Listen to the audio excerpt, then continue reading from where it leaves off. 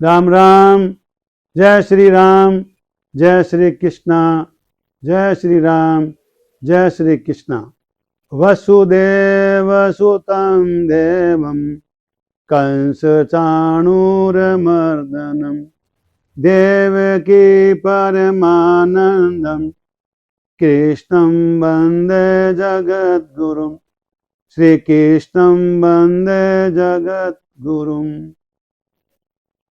नीलांबुज श्यामल कोमलांगं सीता समारोपितवाम भागम पाणो महासायक चारुचापम नमामि रामं रघुवंशनाथं। गजाननं भूतगणादिसेवितं कपितजम्बुफलचारुभक्षणं उमासुतं शोकविनाशकारकं नमामि विघ्नेश्वर पाद पंकजम। आज हम गीता जी के अध्याय 13 से लेकर 18 तक का सार सुनेंगे, सार के बारे में चर्चा करेंगे। अध्याय 13 का सार है, वो मैं पहले बता रहा हूं। संसार में एक परमात्म तत्व ही जानने योग्य है। संसार में एक परमात्म तत्व ही जानने योग्य है। उसको जानने पर अमरता की प्राप्ति हो जाती है। बस अब हम 14 नंबर अध्याय का सार है, उसकी चर्चा करते हैं।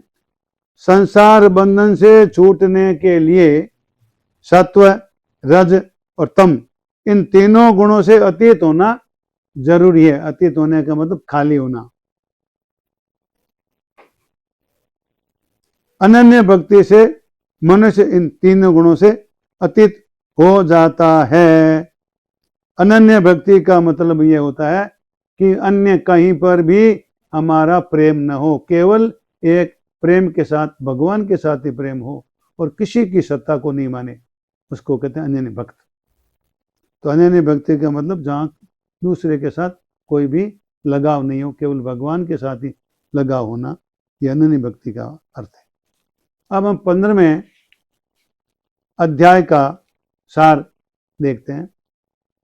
इस संसार का मूल आधार और अत्यंत श्रेष्ठ परम पुरुष एक परमात्मा ही है।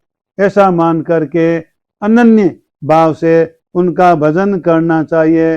बात वो अनन्य भाव एक ही है, भगवान का, दूसरा कोई भाव नहीं हो और भजन करना चाहिए। यह 15वें अध्याय में सिखाता है। अब 16वें अध्याय का सार है यह कि दुर्गुण दुराचारों से मनुष्य 84 लाख योनियों एवं नरकों में जाता है और दुख पाता है। अतः जन्म मरण के चक्कर से छूटने के लिए दुर्गुण दुराचारों का त्याग करना आवश्यक है। यह हमारे को 16वां अध्याय सिखाता है। अब हम 17वें अध्याय पर चलेंगे, चर्चा करेंगे 17वें अध्याय के सार की। वो यह है कि मनुष्य श्रद्धा पूर्वक जो भी शुभ काम करे, मनुष्य श्रद्धा पूर्वक जो भी शुभ कार्य करे, उसको भगवान का स्मरण करके, उनके नाम का उच्चारण करके ही आरंभ करना चाहिए। सबसे बढ़िया बात है, कोई भी काम करो भगवान को याद करो। कुछ भी लिखना शुरू करो तो भी कहते हैं पत्र लिखो तो राम जी का नाम लिखो, पहले कहीं जाओ तो राम जी का नाम लेकर जाओ, कुछ काम शुरू करो तो राम जी का नाम लेकर शुरू करो। यह बात हमारे को 17वां अध्याय सिखाता है। अब 18वें अध्याय के सार में यह बात है कि सब ग्रंथों का सार वेद है। सभी ग्रंथों का सार वेद है। वेदों का सार उपनिषद है और उपनिषदों का सार है गीता, तथा गीता का सार भगवान की शरणागति है। जो अनन्य भाव से भगवान की शरण हो जाता है, उसे भगवान संपूर्ण पापों से मुक्त कर देते हैं। इसमें भी अनन्य भाव लिखा है। तो अनन्य भाव का मतलब है हमारा भाव भगवान के अलावा और कहीं पर भी नहीं हो, एक भगवान का ही भाव मन में हो, भगवान की सत्ता हमारे मन में हो और हम उनकी शरण में हो जाए, तो संपूर्ण पापों से भगवान मुक्त कर देते हैं। शरण होने का मतलब है कि सब कुछ भगवान को अर्पित करना, काम करना भगवान के लिए, सोना बैठना उठना जागना भगवान के लिए, सब काम भगवान के लिए, भगवान के परायण होकर भगवान का आश्रय करना ही भगवान के शरण होना है। जो कुछ भगवान कहेंगे वही हमें करना है, उनके अलावा कुछ नहीं करना। उसको शरणागति का नाम दिया गया है। अब ये 18 अध्याय का सार सारा हो गया।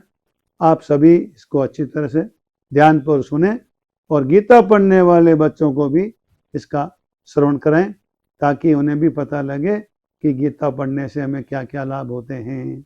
सभी बच्चों को गीता की क्लास में भेजें। हमारे यहाँ जो गीता क्लास लगती है कृष्ण गीता की ज्ञानशाला नाम से, बस स्टैंड के पीछे रतन लाल मोदी के घर में, अपने बच्चों को भी ज़्यादा से ज़्यादा भेजें। वहाँ पर कोई शुल्क नहीं लिया जाता है पढ़ाने का, फ्री ऑफ चार्ज सेवा के लिए ही पढ़ाई की जाती है। ज़्यादा से ज़्यादा कोशिश करके भेजें।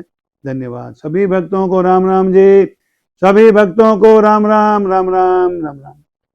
जय श्री राम।